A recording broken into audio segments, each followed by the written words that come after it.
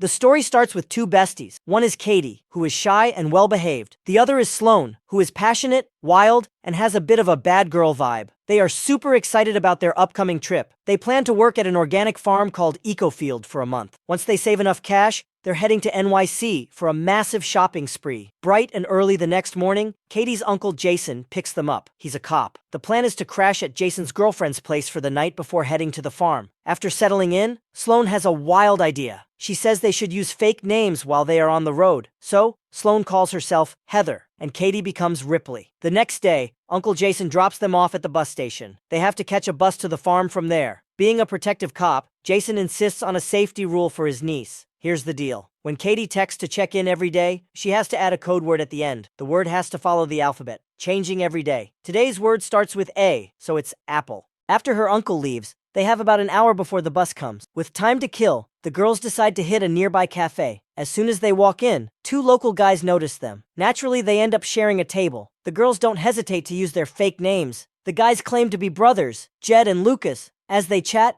the brothers offer to give them a ride to the farm since it's on their way. Katie is cautious and wants to say no, but Sloane keeps hinting that she wants to save the bus fare. Finally, they hop into the blue pickup truck. Sure enough, things go wrong the moment they get in. The truck speeds down the road. Jed completely ignores the farm and drives right past it. The girls are totally confused. Where are they going? Finally, the truck stops at a secluded house. They are greeted by the brothers' mom, who looks pretty sketchy. She pretends to be nice and invites them in for some tea. Once inside, Katie gets a check-in text from her uncle. She replies with the safe word apple, just like they planned, to show everything is fine. Meanwhile, the unsuspecting girls eat some pie. They also drink the tea, which is definitely spiked. Before long, their vision gets blurry as the drugs kick in. Realizing something is wrong, they try to make a run for it. But thanks to the drugs, they don't get far. Jed and Lucas easily catch up, knock them out, and drag them back inside. They wake up the next day, and the nightmare begins. Katie and Sloane find themselves chained up in a desolate patch of woods. They are absolutely terrified. Jed walks over and coldly announces that this is their new home. He leaves them with only the basics, some ragged clothes,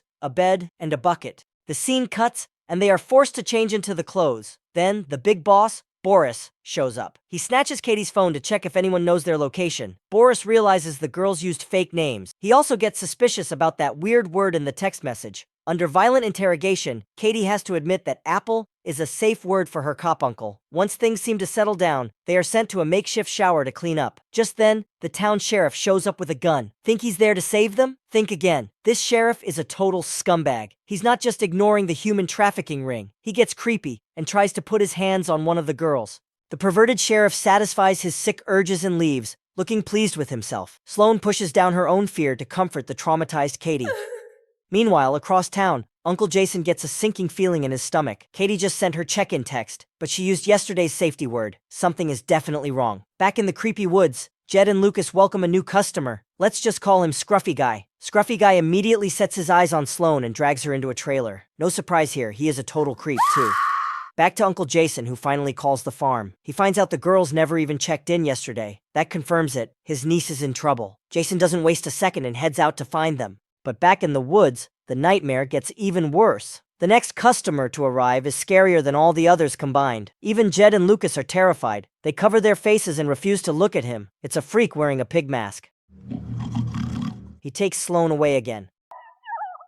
After Pig Mask leaves, a broken and traumatized Sloane collapses into Katie's arms. We don't know exactly what he did, but Sloane looks more shattered than ever. Cut to Uncle Jason, who storms into the police station to confront the shady sheriff. Here comes the twist. Jason isn't just a cop, he's actually an FBI agent. He bluntly states that his niece has been kidnapped. But for the sake of the plot, this elite agent makes a really dumb move. He tells the sheriff exactly why he's suspicious. The outdated safety word. You can guess what happens next. The sheriff immediately leaks this info to the kidnappers in the woods. He tells them the uncle is FBI and that the girl tricked them with the code word. When Boris, the ringleader, hears the FBI is involved, he panics. He gives the order: kill the girls, bury the bodies, and clean up the mess. But he didn't realize that Katie heard every word of that deadly conversation. Meanwhile, a determined Jason goes back to the cafe where he dropped them off. He asks the barista, who surprisingly has an amazing memory. He remembers exactly which blue truck the girls got into. The next day, time is running out. Katie tells Sloane, "They are getting ready to kill us." Just then, the kidnappers bring the Scruffy Guy back. They leave him alone to guard the girls.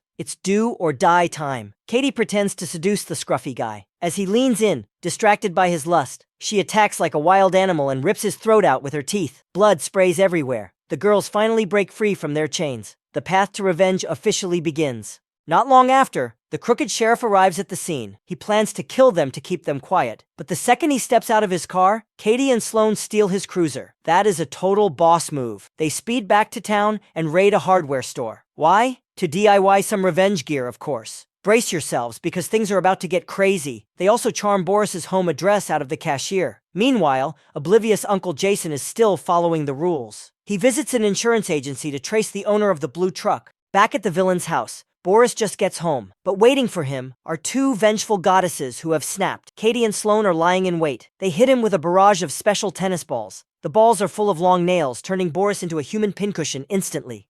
The tables have completely turned. The arrogant Boris pleads for his life, begging and offering all his money to live. Right at that moment, Uncle Jason pulls up to the house, but the interrogation inside continues. The girls demand to know the identity of the pervert in the pig mask. Boris refuses to talk, so the girls show no mercy. They take a homemade spear and shove it right up his backside. That fatal blow finishes him off. When Uncle Jason bursts in, he finds Boris taking his last breath. His nieces are already long gone. Before he can react, he hears an engine roar as the girls speed away. Being a good FBI agent, Jason chooses to save the life and rushes Boris to the hospital. Later, the sheriff tells Jason that Boris didn't make it. Jason senses something is off and calls Katie's phone again. Awkward moment alert. The ringtone comes from the sheriff's pocket. His cover is blown, so the sheriff stops pretending and pulls his gun. By now, Katie and Sloane have arrived at the church. Turns out the sicko in the pig mask is the town's respectable priest. Sloane kicks the door open and faces the monster who hurt her. With Katie's help, the sisters team up and easily take the beast down. They drive away, looking relieved and satisfied with their revenge. But it's not over yet. They stop the car. The priest has been chained to the back bumper and dragged the whole way. As a final baptism, they douse him in gasoline and light him up. As the fire roars, the sisters drive off into the distance. The girls are feeling great, but Uncle Jason is in deep trouble. The sheriff has captured him, along with two other innocent girls he just grabbed. Just in the nick of time, the vengeful goddesses return. They save their uncle and the girls, and they tie the sheriff up tight. Next up is everyone's favorite torture game, Russian roulette. Looking at these two girls who have gone completely off the rails, we can't really hate them. After all, they were pushed to the edge. With death staring him in the face, the sheriff tries to beg for mercy. He's sobbing and crying, pretending to be sorry. But Katie is no longer that innocent little bunny. Without saying a word, she delivers a fatal blow to his head. That's lights out for him. With the sheriff taken care of, the sisters release the other innocent girls who were captured. They tell them to go untie Uncle Jason. Uncle Jason is totally confused when he gets free. He demands to know who killed the sheriff. But out of gratitude for being saved, the other girls keep their lips sealed. They don't say a thing. The revenge tour isn't over yet. Next stop, Jed and Lucas's family home. That wicked old mom is still there. The sisters decide to give her a taste of her own medicine. They use the exact same drugs to knock the old lady out. They drag her to the basement, and the nightmare begins. Her son Jed is already hogtied with a gag in his mouth. Right in front of his mom, the girls swing their baseball bats.